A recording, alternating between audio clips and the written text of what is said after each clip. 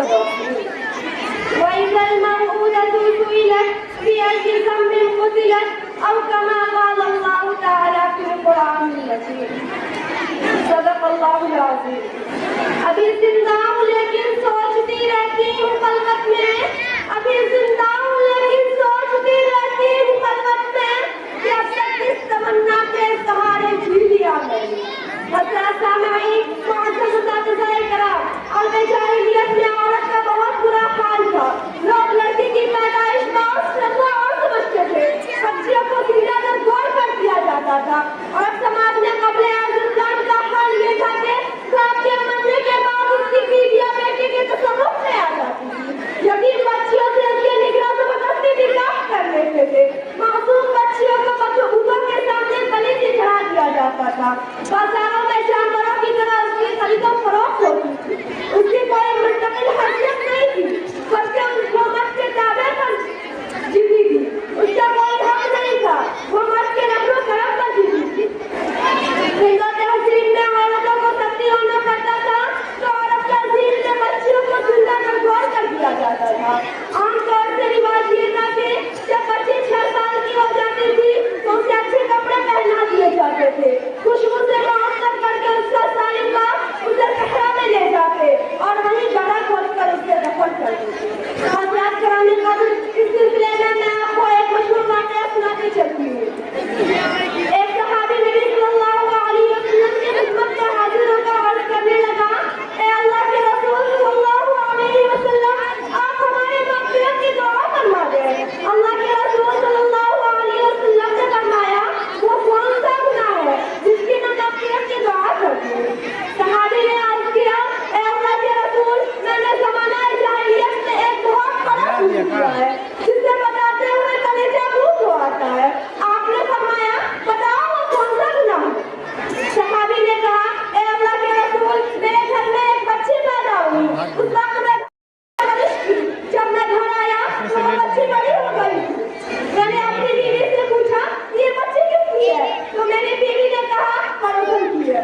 میں اس سے مانوس ہو گیا اور وہ مجھ سے مانوس ہو گئی. بالآخر مجھے حقیقت کا علم ہو گیا کہ یہ میری بچی ہے. تو ایک دن میں نے خدال اپنے کندھے پر لیا اور بچی کو لے کر صحرا کی طرف چل دیا. وہاں پہنچ کر گڑھا کھودنے لگا. مٹی اگر میرے پیروں پر پڑتی تو اپنے ہاتھوں سے صاف کرتی اور بار بار کہتی کہ ابو آپ یہ کیا کریں گے. میں خاموشی سے گڑھا کھودتا رہا. جب گڑھا کھودا جا چکا تو میں نے اس بچی کو اس گڑھے میں دبا دیا. وہ روتی رہی، چلاتی رہی اور کہتی رہی کہ ابو آپ مجھے کیوں دفن کر رہے ہیں؟ میں مر جاؤں گی. آپ مجھے کیوں دفنا رہے ہیں؟ میرا قصور کیا ہے؟ پھر آپ مجھے کبھی نہیں پائیں. اور آج بھی اس کی آواز میرے کانوں سے ٹکرا رہی ہے. اس واقعے کو سن کر آپ صلی اللہ علیہ وسلم اشکبار ہو گئے اور فرمایا، جاؤ اللہ سے مغفرت طلب کرو، وہ غفار اور رحیم ہے. اس واقعے سے اندازہ لگائیے کہ عورتوں کے ساتھ کیا سلوک ہو جاتا اور اب سماج میں اس کی کیا حیثیت تھی. لیکن نبی صلی اللہ علیہ وسلم رحمت للعالمین بن کر آئے، عورتوں کو بستی کے گڑھے سے نکال کر بلندی کی طرف لائے. اسلام نے عورتوں کو عزت دی، اس کی اہمیت کو سمجھا، اسے رحم و محبت کی نگاہ سے دیکھا اور زندگی کی گران قدر پریشانیوں سے نجات دی اور زندگی کی نازک و لطیف ذمہ داریاں جس کا بوجھ وہ برداشت کر سکتی تھی اس سے قبول کیا. قرآن کریم چیخ کر آواز لگاتا ہے، وَمِنْ آيَاتِهِ أَنْ خَلَقَ لَكُم مِّنْ أَنفُسِكُمْ أَزْوَاجًا لِتَسْكُنُوا إِلَيْهَا وَجَعَلَ بَيْنَكُمْ مَوَدَّةً وَرَحْمَةً إِنَّ فِي ذَلِكَ لَآيَاتٍ لِقَوْمٍ يَتَفَكَّرُونَ. یہ اس کی نشانیوں میں سے ہے کہ ہم نے تمہارے جسم میں سے جوڑا پیدا کیا تاکہ تمہیں سکون میسر ہو. ہم نے تمہارے لیے محبت و رحمت پیدا کیا، یقیناً اس نے غور و فکر کرنے والوں کے لیے نشانی ہے. اللہ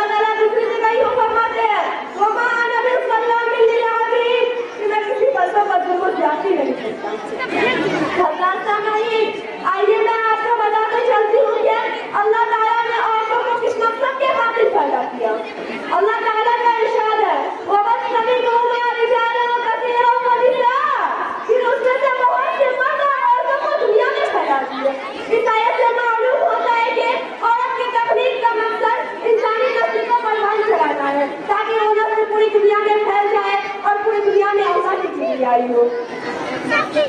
اسلام نے عورتوں کو جان و مال کی حفاظت کر کے اسے مکمل زندگی گزارنے کا حق دیا۔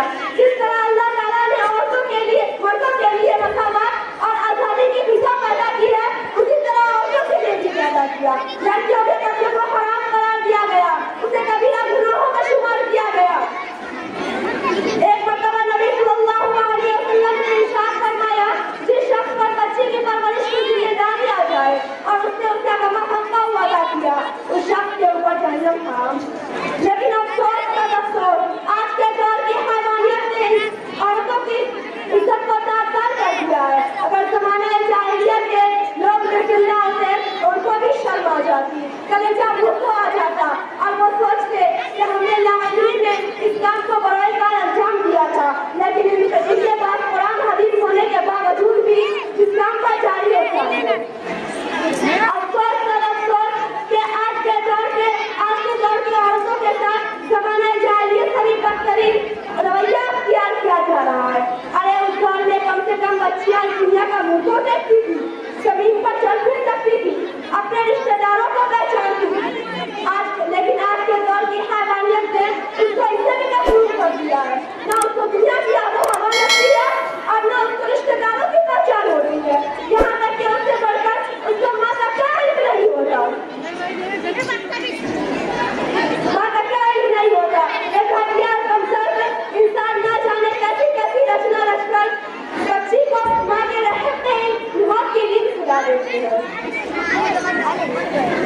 ارے کمزور کو حوث کے پجاری ہو، ذرا ذہن پر زور ڈالو، کبھی تو اس کو آبوشن کا نام دیا جاتا ہے، کبھی کچھ اور۔